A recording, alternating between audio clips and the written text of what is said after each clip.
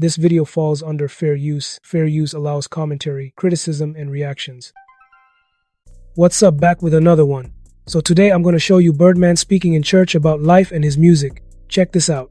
It's called Still Fly. One of the biggest records I've made so far in my life that I've put out.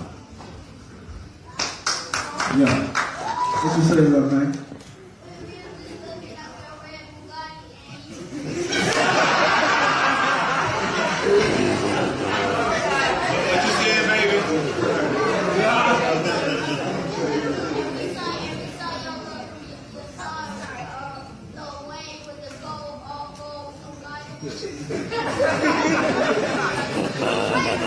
That's a lot of hard work, man. You know, the book God is called $2 million a piece. So we worked real hard for a long time to be able to accomplish that. So it's not unaccomplishable. You just gotta go for it. Yes, you know. Okay, I'm gonna try to put us back on track, backing up the concept of why we're here. Granted, it's understandable talking about the Buddhists. That's not why we're here. We're here to find out your perspective and your emotions that happened in Miami for 15 years. What is your take on all of the idea that we're losing our children every day? Like literally right now, as we're crowded around in this room and keeping it real, we're here to see you. But trust me, somebody's police department just went to a street corner because somebody's child's been. Every story is not going to make the news like Amadou Diallo, like Oscar Grant, like Trayvon Martin. What's your perspective? I got a question. Yeah, my name is David. I'm with an organization called Miami Save the Kids from Incarceration. So we basically deal with youth that are currently in prison as of right now.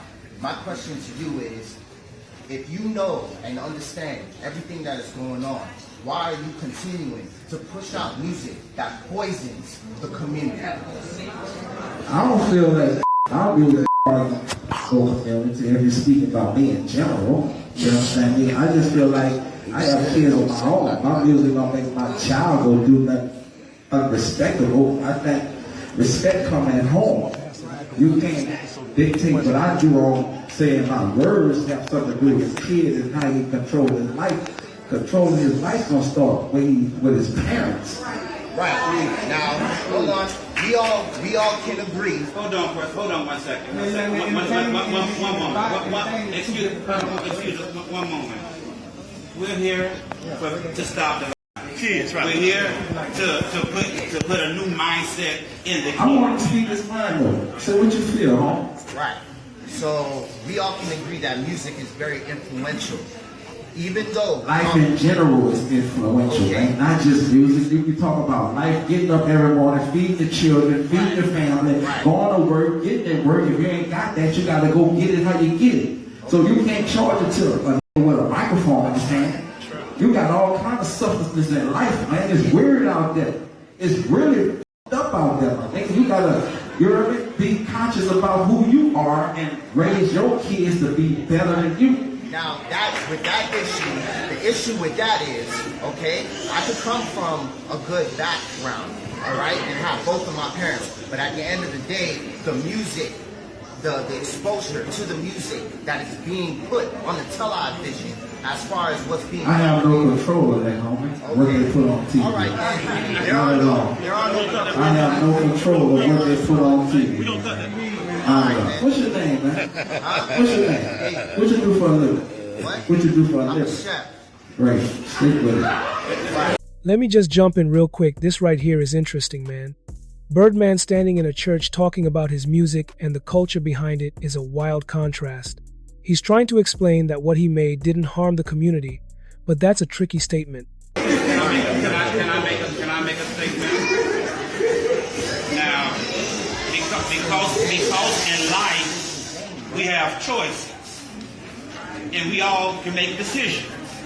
Just because ghetto music is being played on the radio, just because gangsta music is being played on the radio, we have a choice as grown folk in what we play in our children. Music have to do with what's going on out there, man. That's what it's real, man. Music is entertainment. That's real outside, man. Everybody gotta have They priorities in order when you go outside this door. We in here for a moment conversating about something, but when that door open, it's real. Yeah.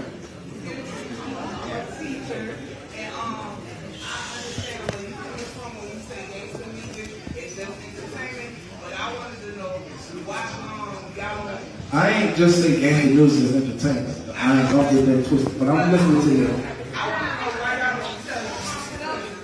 Everybody always rap about what's going on when they tell and all this thing. I want to know why y'all don't really rap about the pain of losing y'all friends. The pain of y'all friends going to jail and y'all. We speak about that all day. We born in pain.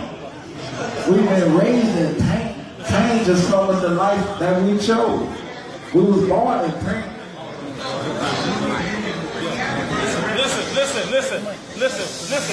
Listen, y'all. Listen. We here for one reason only. Stop the all right?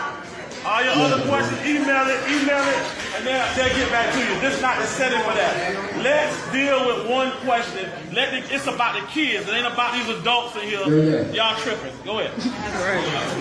But to say what you're saying, the opposite of what you're saying about speaking about what we should speak about. But you got two sides of the coin. You understand me? First of all, a man of myself, I feed thousands of families off of my music and how we make a living. Not one family, thousands of families. You understand me? So,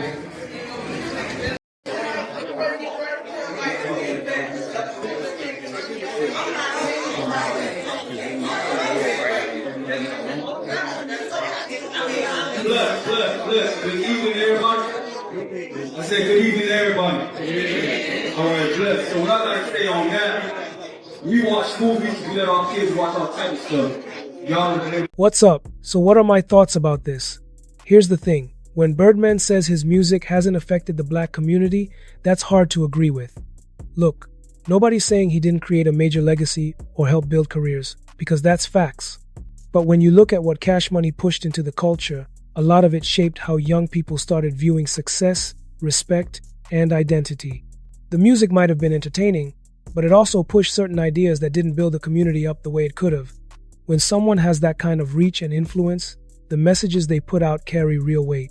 The beats, the lifestyle, the image, all of it becomes a blueprint for what's seen as real, and that's where the problem starts. It's not that people can't enjoy the art, it's that the art often came with messages that weren't uplifting or balanced. Seeing him speak in a church now makes it feel like he's trying to rewrite how people remember that impact. But you can't deny that the music shaped mindsets for years, especially for the youth who looked up to that lifestyle. Growth is good, and maybe this is his way of showing he's grown, but we can't act like the past didn't play a part in how things look today.